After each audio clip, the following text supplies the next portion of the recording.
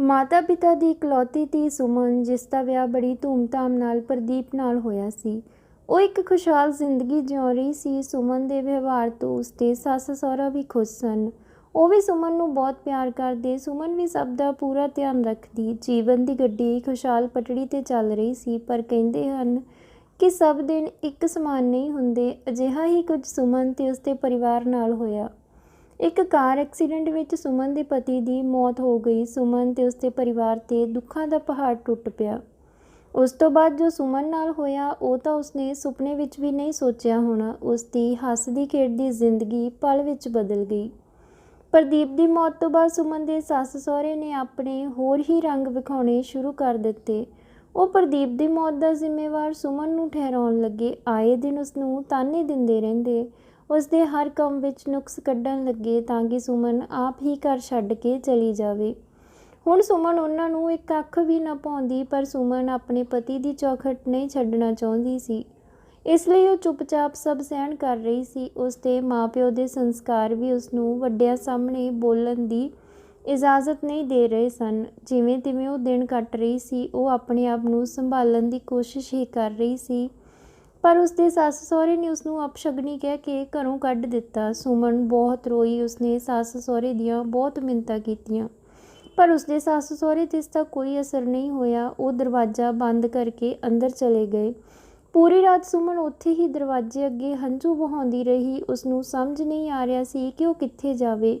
ਜੇ ਉਹ ਮਾਂ-ਪਿਓ ਦੇ ਘਰ ਜਾਂਦੀ ਸੀ ਤਾਂ ਉਹਨਾਂ 'ਤੇ ਦੁੱਖਾਂ ਦਾ ਪਹਾੜ ਟੁੱਟ ਪੈਣਾ ਸੀ। ਇੱਕ ਤਾਂ ਆਰਥਿਕ ਤੰਗੀ ਤੇ ਦੂਜਾ ਵਿਧਵਾ ਧੀ ਦਾ ਬੋਝ। ਬਸ ਇਹੀ ਸੋਚ ਕੇ ਉਹ ਪੇਕੇ ਵੀ ਨਾ ਜਾ ਸਕੀ। ਪਰ ਫਿਰ ਕੁਝ ਅਜਿਹਾ ਹੋਇਆ ਜਿਸ ਨੂੰ ਸੁਮਨ ਦੀ ਕਿਸਮਤ ਕਿਹਾ ਜਾਵੇ ਜਾਂ ਵਕਤ ਦਾ ਫੈਸਲਾ। ਜਦੋਂ ਸਵੇਰ ਹੋਈ ਤਾਂ ਸੁਮਨ ਦੀ ਨਨਾਣ ਵਿਦੇਸ਼ ਤੋਂ ਪੜ੍ਹਾਈ ਪੂਰੀ ਕਰਕੇ ਵਾਪਸ ਘਰ ਆਈ। ਸੁਮਨ ਨੂੰ ਇਸ ਹਾਲਤ ਵਿੱਚ ਦੇਖ ਕੇ ਉਸਨੂੰ ਬਹੁਤ ਬੁਰਾ ਲੱਗਿਆ।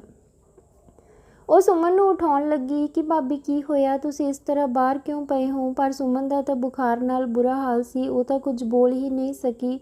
ਸੁਮਨ ਦੀ ਨਨਾਣ ਨੇ ਦਰਵਾਜ਼ਾ ਖੜਕਾਇਆ ਤੇ ਆਪਣੇ ਮਾਂ-ਪਿਓ ਨੂੰ ਸੁਮਨ ਦੀ ਹਾਲਤ ਬਾਰੇ ਪੁੱਛਣ ਲੱਗੀ, ਪਰ ਉਹ ਗੱਲ ਟਾਲਣ ਦੀ ਕੋਸ਼ਿਸ਼ ਕਰਦੇ ਰਹੇ। ਫਿਰ ਕਹਿਣ ਲੱਗੇ ਕਿ ਪਤੀ ਦੀ ਮੌਤ ਦੇ ਦੁੱਖ ਵਿੱਚ ਇਹ ਪਾਗਲ ਹੋ ਗਈ ਹੈ, ਇਸ ਲਈ ਅਜਿਹੀਆਂ ਹਰਕਤਾਂ ਕਰ ਰਹੀ ਹੈ। ਅਸੀਂ ਕੁਝ ਨਹੀਂ ਕੀਤਾ, ਤੂੰ ਚੱਲ ਅੰਦਰ, ਇਹ ਆਪ ਹੀ ਆ ਜਾਵੇਗੀ। ਪਰ ਸੁਮਨ ਦੀ ਨਨਾਣ ਸਮਝ ਚੁੱਕੀ ਸੀ ਕਿ ਮਸਲਾ ਕੀ ਹੈ। ਉਹ ਆਪਣੇ ਮਾਤਾ-ਪਿਤਾ ਨੂੰ ਸਮਝਾਉਣ ਲੱਗੀ ਕਿ ਤੁਸੀਂ ਭਾਬੀ ਨੂੰ ਘਰੋਂ ਨਹੀਂ ਕੱਢ ਸਕਦੇ, ਭਰਾ ਨਹੀਂ ਰਿਹਾ, ਇਹ ਰੱਬ ਦੀ ਮਰਜ਼ੀ ਹੈ। ਇਸ ਵਿੱਚ ਭਾਬੀ ਦੀ ਕੀ ਗਲਤੀ? ਇੱਥੇ ਰਹਿਣਾ ਉਹਨਾਂ ਦਾ ਹੱਕ ਹੈ। ਧੀ ਦੀਆਂ ਗੱਲਾਂ ਸੁਣ ਕੇ ਮਾਂ-ਪਿਓ ਨੇ ਸੋਚਿਆ ਕਿ ਇਹ ਤਾਂ ਕੁਝ ਦਿਨਾਂ ਵਿੱਚ ਵਾਪਸ ਚਲੀ ਜਾਵੇਗੀ, ਉਦੋਂ ਤੱਕ ਸ਼ਾਂਤ ਰਹਿੰਦੇ ਹਾਂ। ਇਸ ਮਨਹੂਸ ਨੂੰ ਬਾਅਦ ਵਿੱਚ ਦੇਖਾਂਗੇ। ਕਹਿਣ ਲੱਗੇ, ਠੀਕ ਹੈ, ਲੈ ਆ ਸੁਮਨ ਨੂੰ ਅੰਦਰ। ਨਨਾਣ ਦੀ ਸੇਵਾ ਨਾਲ ਸੁਮਨ ਕੁਝ ਦਿਨਾਂ ਵਿੱਚ ਠੀਕ ਹੋ ਗਈ, ਪਰ ਉਹ ਗੁੰਮਸੁੰਮ ਹੀ ਰਹਿੰਦੀ, ਮੰਨੋ ਉਸਦੇ ਜੀਵਨ ਵਿੱਚ ਕੋਈ ਰੰਗ ਹੀ ਨਾ ਹੋਵੇ। ਉਸਦੇ ਸੱਸ ਸਹੁਰਾ ਵੀ ਉਸਨੂੰ ਰੰਗੀਨ ਕੱਪੜੇ ਵੀ ਨਾ ਪਾਉਣ ਦਿੰਦੇ। ਉਸ ਨਾਲ ਨੌਕਰਾਂ ਵਰਗਾ ਵਿਵਹਾਰ ਕੀਤਾ ਜਾਂਦਾ। ਸਾਰਾ ਕੰਮ ਸੁਮਨ ਤੋਂ ਕਰਵਾਇਆ ਜਾਂਦਾ। ਸੁਮਨ ਨੇ ਇਸਨੂੰ ਆਪਣਾ ਨਸੀਬ ਮੰਨ ਚੁੱਕੀ ਸੀ, ਪਰ ਸੁਮਨ ਦੀ ਨਨਾਣ ਨੂੰ ਇਹ ਸਭ ਬਰਦਾਸ਼ਤ ਨਹੀਂ ਸੀ। ਉਹ ਇੱਕ ਪੜ੍ਹੀ ਲਿਖੀ, ਸਮਝਦਾਰ ਤੇ ਨਵੀਂ ਸੋਚ ਵਾਲੀ ਕੁੜੀ ਸੀ। ਇੱਕ ਦਿਨ ਉਹ ਬੈਠੇ-ਬੈਠੇ ਸੋਚਣ ਲੱਗੀ ਕਿ ਹਜੇ ਭਾਬੀ ਦੀ ਉਮਰ ਹੀ ਕਿੰਨੀ ਹੈ। ਸਾਰੀ ਜ਼ਿੰਦਗੀ ਪਈ ਹੈ ਉਹਨਾਂ ਸਾਹਮਣੇ। ਭਰਾ ਨੇ ਤਾਂ ਹੁਣ ਵਾਪਸ ਨਹੀਂ ਆਉਣਾ, ਤਾਂ ਭਾਬੀ ਸਾਰੀ ਜ਼ਿੰਦਗੀ ਕਿਸ ਦੇ ਸਹਾਰੇ ਕੱਟੇਗੀ?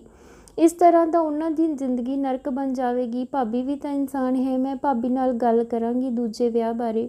ਉਹਨਾਂ ਨੂੰ ਆਪਣੀ ਜ਼ਿੰਦਗੀ ਦੀ ਨਵੀਂ ਸ਼ੁਰੂਆਤ ਕਰਨੀ ਚਾਹੀਦੀ ਹੈ, ਇਹ ਉਹਨਾਂ ਦਾ ਹੱਕ ਹੈ। ਫਿਰ ਉਸਨੇ ਸੁਮਨ ਨੂੰ ਆਪਣੇ ਮਨ ਦੀ ਗੱਲ ਦੱਸੀ, ਪਰ ਸੁਮਨ ਇਹ ਸੁਣ ਕੇ ਮਾਯੂਸ ਹੋ ਗਈ ਤੇ ਕਹਿਣ ਲੱਗੀ ਕਿ ਮੈਂ ਪ੍ਰਦੀਪ ਨੂੰ ਧੋਖਾ ਨਹੀਂ ਦੇ ਸਕਦੀ। ਕਿਸੇ ਹੋਰ ਬਾਰੇ ਸੋਚਣਾ ਵੀ ਪਾਪ ਹੈ। ਮੈਂ ਦੂਜਾ ਵਿਆਹ ਨਹੀਂ ਕਰਵਾ ਸਕਦੀ। ਦੁਬਾਰਾ ਮੇਰੇ ਨਾਲ ਅਜਿਹੀ ਗੱਲ ਨਾ ਕਰੀ। ਪਰ ਸੁਮਨ ਦੀ ਨਨਾਣ ਨੇ ਹਾਰ ਨਾ ਮੰਨੀ, ਕਿਉਂਕਿ ਉਸਦਾ ਮੰਨਣਾ ਸੀ ਕਿ ਦੂਜਾ ਵਿਆਹ ਪਾਪ ਨਹੀਂ ਹੈ, ਇਹ ਤਾਂ ਜ਼ਿੰਦਗੀ ਦੀ ਨਵੀਂ ਸ਼ੁਰੂਆਤ ਹੈ। ਉਹ ਆਪਣੀ ਭਾਬੀ ਨੂੰ ਘੁੱਟ-ਘੁੱਟ ਕੇ ਜਿਉਂਦੇ ਨਹੀਂ ਦੇਖ ਸਕਦੀ ਸੀ। ਫਿਰ ਇੱਕ ਦਿਨ ਉਸਨੇ ਸੁਮਨ ਨੂੰ ਆਪਣੇ ਦੋਸਤ ਰਵੀ ਦੀ ਕਹਾਣੀ ਸੁਣਾਈ, ਜਿਸ ਦੀ ਪਤਨੀ ਦੀ ਮੌਤ ਸਾਲ ਕੁ ਪਹਿਲਾਂ ਹੋ ਚੁੱਕੀ ਸੀ। ਸੁਮਨ ਉਸਦੀ ਕਹਾਣੀ ਸੁਣ ਕੇ ਦੁਖੀ ਹੋ ਗਈ। ਸੁਮਨ ਦੀ ਨਨਾਣ ਨੇ ਕਿਹਾ ਕਿ ਰਵੀ ਦੀ ਉਮਰ ਜ਼ਿਆਦਾ ਨਹੀਂ ਹੈ, ਉਹ ਦੂਜਾ ਵਿਆਹ ਕਰਨ ਨੂੰ ਵੀ ਤਿਆਰ ਹੈ। ਜੇ ਤੁਸੀਂ ਕਹੋ ਤਾਂ ਮੈਂ ਉਸ ਨਾਲ ਗੱਲ ਕਰਾਂਗੀ। ਪਰ ਸੁਮਨ ਨੇ ਇਨਕਾਰ ਕਰਦੇ ਹੋਏ ਕਿਹਾ ਕਿ ਅਜਿਹਾ ਕੁਝ ਕਰਨ ਦੀ ਜ਼ਰੂਰਤ ਨਹੀਂ ਹੈ। ਪਰ ਉਸਦੀ ਨਨਾਣ ਕਹਿਣ ਲੱਗੀ ਕਿ ਇੱਕ ਵਾਰ ਤੁਸੀਂ ਰਵੀ ਨੂੰ ਮਿਲ ਲਵੋ, ਉਸ ਤੋਂ ਬਾਅਦ ਤੁਹਾਡਾ ਜੋ ਫੈਸਲਾ ਹੋਵੇਗਾ ਮੈਨੂੰ ਮਨਜ਼ੂਰ ਹੋਵੇਗਾ। ਆਪਣੀ ਨਨਾਣ ਦੇ ਬਹੁਤ ਜ਼ੋਰ ਦੇਣ 'ਤੇ ਸੁਮਨ ਰਵੀ ਨੂੰ ਮਿਲਣ ਲਈ ਤਿਆਰ ਹੋ ਗਈ। ਫਿਰ ਇੱਕ ਦਿਨ ਸੁਮਨ ਰਵੀ ਨੂੰ ਮਿਲਣ ਚਲੀ ਜਾਂਦੀ ਹੈ। ਉਹ ਦੋਨੋਂ ਬਹੁਤ ਦੇਰ ਤੱਕ ਗੱਲਾਂ ਕਰਦੇ ਹਨ। ਫਿਰ ਸੁਮਨ ਘਰ ਵਾਪਸ ਆ ਗਈ, ਪਰ ਵਾਪਸ ਆਉਂਦਿਆਂ ਹੀ ਸੁਮਨ ਦੇ ਸੱਸ ਸਹੁਰਾ ਉਸਨੂੰ ਬੋਲਣ ਲੱਗਦੇ ਹਨ।